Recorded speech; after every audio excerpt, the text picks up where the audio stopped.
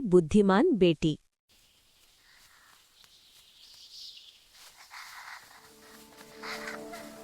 प्यारे बच्चों, आज की कहानी है एक बहुत ही अच्छी दीदी जिनका नाम था माला।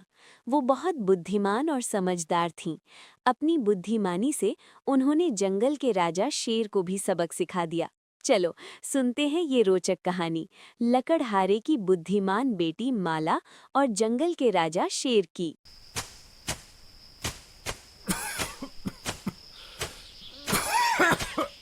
माला दीदी के पापा रोजाना जंगल में लकड़ी काटने जाते थे और बाजार में लकड़ी बेचा करते थे। एक दिन माला दीदी के पापा को बहुत तेज बुखार आ गया और डॉक्टर ने उन्हें घर पर आराम करने के लिए बोला। माला दीदी की मम्मी उनकी देखभाल कर रही थी।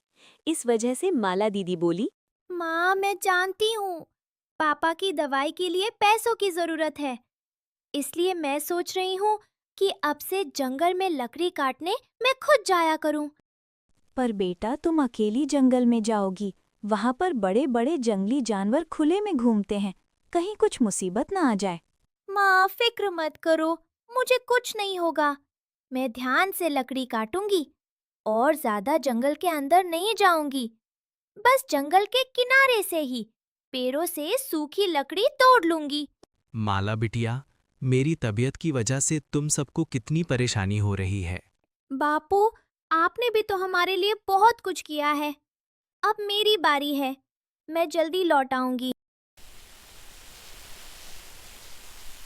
अपने माता पिता को दिलासा देकर बहादुर माला दीदी जंगल में लकड़ी काटने के लिए चली जाती हैं। कुछ दिनों तक माला दीदी जंगल में से सूखी लकड़ियां लाकर बाजार में बेचती रहीं। पर एक दिन माला दीदी जब जंगल में पहुंची तो अचानक उन्हें कुछ जंगली जानवरों ने घेर लिया। महाराज शेर सिंह अब हमसे बहुत खुश होंगे। हमने जंगल की रानी ढूंढ ली है। सही कह रहे हो। अब महाराज शेर सिंह बस आते ही होंगे, फिर हम इस लड़की के साथ महाराज शेर सिंह की शादी कर देंगे। ये क्या कह रहे हो? मुझे जाने दो, मुझे किसी से शादी नहीं करनी। तुम पागल हो क्या? मैं और एक शेर से शादी कैसे कर सकती हूँ? मैं शेर से शादी नहीं करूंगी। क्या कहा तू? महाराज शेर सिंह से शादी करने के लिए मना कर रही है? अगर तूने ऐसा किया तो हम तुझे खा जाएंगे। सभी खूंखार जानवर माला दीदी को डराने लगे। तभी एक गरजती हुई शेर की आवाज ने सभी को चुप करा दिया। ये तुम सब क्या कर रहे हो? जंगल की महारानी को डरा रहे हो? तुम जानते नहीं, ये मेरी होने वाली रानी है। महाराज, ये आपसे शादी करने के लिए मना कर रही है, इसीलिए हम इसे डरा रहे थे। अरे, डरने से काम नहीं बनेगा। शादी तो ये मेरे से जरूर करेगी, क्योंकि मैं इसे बहुत पसंद करता हूँ। पिछले कई दिनों से मैं इस पर नजर रखा था। आज वो दिन आ गया है जब मैं इससे शादी करूंगा।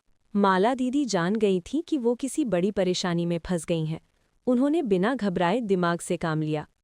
मुझे कुछ करना होगा, मुझे कोई उपाय सोचना होगा जिससे ये जानवर मेरा पीछा छोड़ दें और मैं सुरक्षित घर चली जाऊं, वरना ये सब मुझे खा जाएंगे।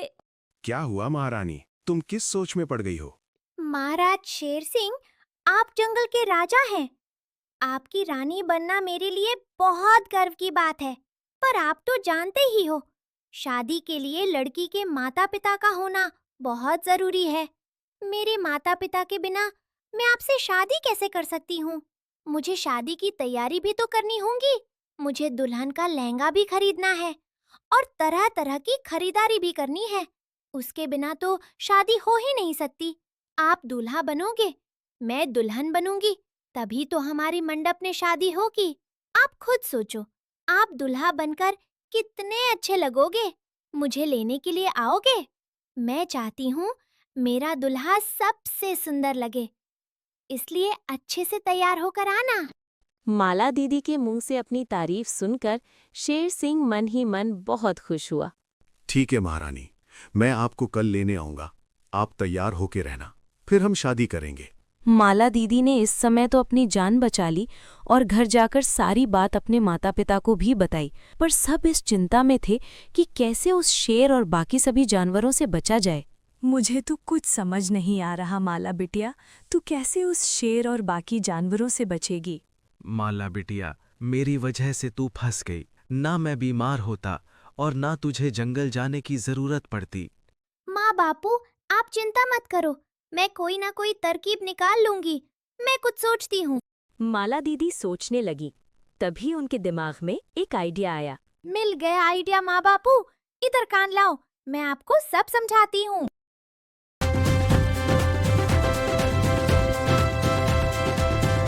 अगले दिन जब शेर सिंह सभी जानवरों के साथ बारात लेकर माला दीदी के घर पहुंचा, तब माला दीदी के मम्मी पापा रोने लगे। उन्हें रोता देखकर शेर सिंह बोला, क्या हुआ तुम दोनों? रो क्यों रहे हो? और मेरी माला, जंगल की महारानी, कहाँ है? महाराज, माला बेहोश पड़ी है कल रात से। जब से वो जंगल से लौटी है, तब से उसने कुछ नहीं खाया पिया। इसी वजह से वो कमजोर हो गई और अभी तक होश में नहीं आई। माला दीदी ने बस इतना कहा कि माँ बापू, मुझे राजा शेर सिंह बहुत पसंद है, पर मुझे उनके लंबे दांत और नुकीले नाखून देखकर बहुत डर लगता है। क्या माला को मेरे लंबे दांत और नुकीले नाखून देखकर डर लगता है? तो मैं अपने दांत और नुकीले नाखून तोड़ दूंगा, फिर तो माला मेरे से शादी करेगी ना। माला दीदी बेहोशी का नाटक कर रही थी। उन्होंने अपनी आंखें खोली और धीरे से बोली, हाँ, अगर राजा शेर सिंह अपने लंबे दांत और नुकीले नाखून तोड़ देंगे तो मैं उनसे शादी कर लूंगी। महाराज, मुझे लगता है ये सब इनकी चाल है।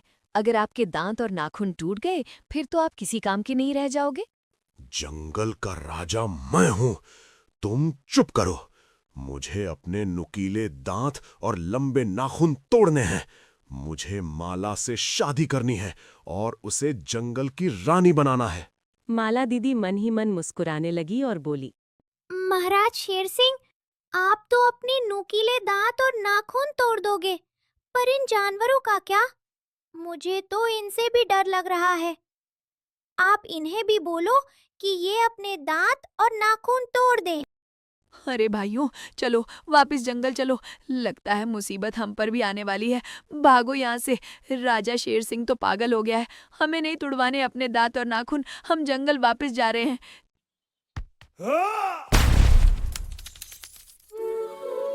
सारे जानवर डर कर वहां से भाग गए। राजा शेर सिंह ने अपने दांत और नाखून तोड़ दिए और उसके बाद माला दीदी ने डंडे से राजा शेर सिंह की खूब पिटाई की। अब शेर के ना तो दांत थे और ना ही नाखून, इसलिए वो माला दीदी को कोई नुकसान नहीं पहुंचा पाया और वहां से दुम दबाकर भाग गया। माला दीदी और उनके माता पिता बहुत खुश थे। माला दीदी ने बहुत बुद्धिमानी से काम लिया और शेर जैसे खूंखार जानवर से हमेशा के लिए छुटकारा पा लिया। तो देखा प्यारे बच्चों, ये कहानी हमें यही सिखाती है कि हमें मुसीबत में भी बुद्धिमानी से काम लेना चाहिए, क्योंकि हमेशा जीत बुद्धिमान लोगों की ही होती है।